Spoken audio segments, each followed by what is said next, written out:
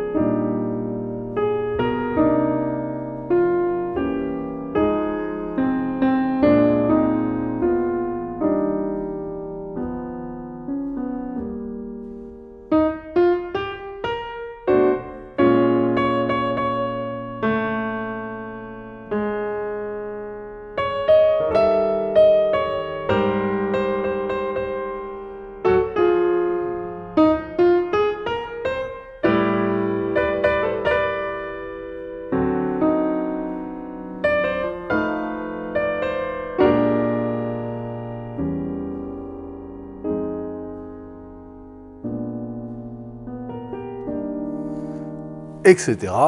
On refait le dernier A, pareil que le A'. Alors la forme, A, A, B, A. A, A', B, A. Le A termine... Et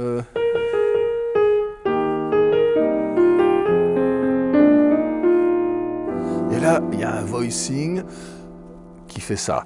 La 13e est ici.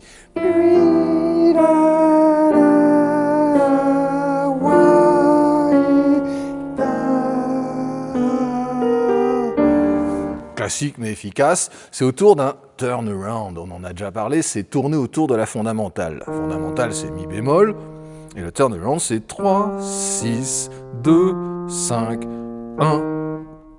En plus court c'est 2, 5, 1. Un peu plus long ça fait 3, 6, 2, 5, 1. Bref, quand on termine le premier A sur...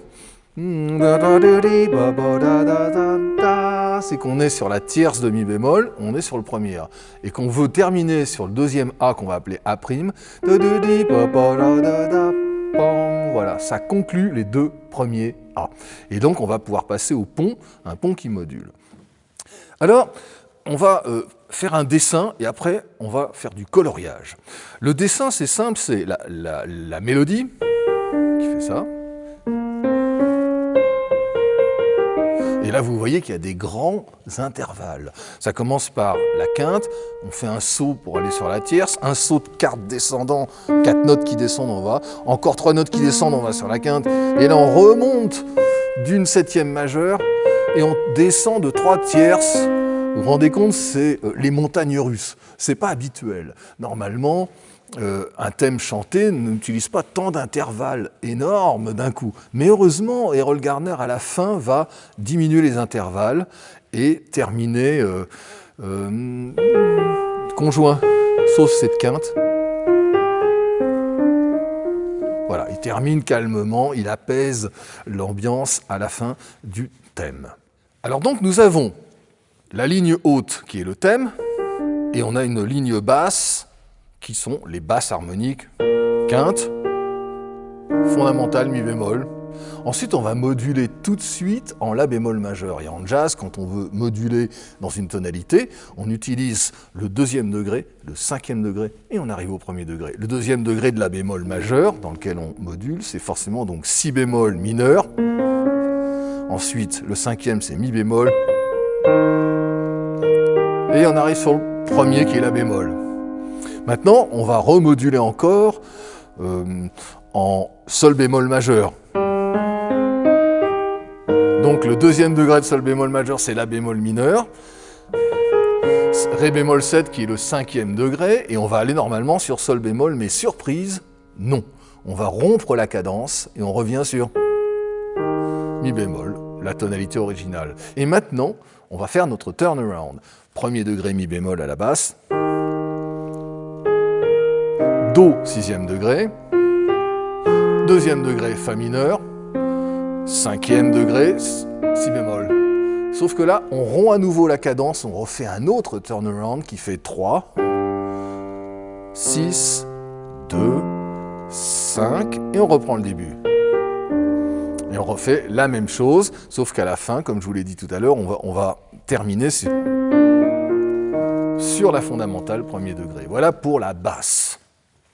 Maintenant,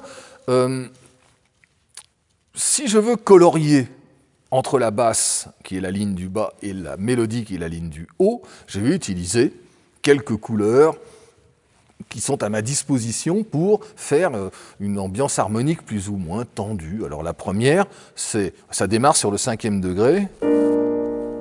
C'est simple, mon accord est fabriqué de fondamentale, septième, tierce, simple. Et j'arrive sur l'accord de mi bémol majeur, je ne mets pas la quinte, ça suffit, 3 notes. Maintenant je vais moduler. Je vais sur un si bémol mineur 7, et pour passer sur ce mi bémol mineur 7, je fais une petite agrémentation, je fais un accord de passage chromatique, si mineur, qui dissonne un peu, qui fait comme ça, et je vais faire pareil encore sur le mi. Je vais passer par un mi 7 sustain 4, et le mi bémol 7 sustain 4 se résout sur bémol 9, et la tierce qui arrive ici. Bon, je suis sur la bémol majeur, et pour agrémenter la couleur, je mets une neuvième, le si bémol en plus, vous voyez. C'est un accord très utilisé. Et puis, je vais faire un petit voicing intérieur sur la main gauche, la quinte qui devient augmentée, qui devient majeure. C'est très habituel, hein, Brésil.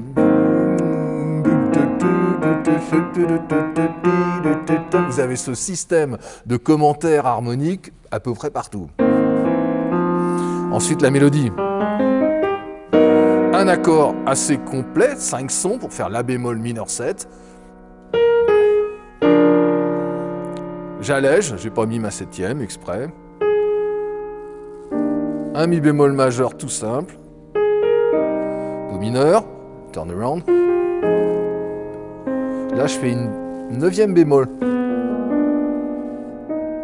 Et j'ai ma suite turnaround de tout à l'heure, 3, 6, 2, 5, 1, avec la voicing 13, bémol 13, 9, bémol 9, chromatique. Et je recommence 13, bémol 13, 9, bémol 9. Et voilà comment j'arrive à colorier l'intérieur des accords à un niveau déjà un peu avancé. Je peux aller encore plus loin, je peux mettre énormément de choses. Il y a eu des pianistes dans l'époque du jazz qui en ont mis absolument partout. Des substitutions d'accords entières. Mais si vous voulez, ce qui est important, c'est de conserver la trame. Alors la trame harmonique, maintenant, je l'ai, vous l'avez, vous regardez la partition et vous la mettez dans vos cerveaux, puis vos doigts vont l'interpréter. Ce qu'il faut maintenant, c'est donner vie à la mélodie, parce que le jazz, on ne joue pas ce qu'il y a décrit dans la partition. Exactement. On doit inventer des choses, broder, comme faisaient les musiciens baroques, ni plus ni moins. Alors je fais par exemple... J'ai le temps, c'est une ballade. Je ne suis pas pressé, je n'ai pas de tempo, je joue ce qu'on appelle rubato.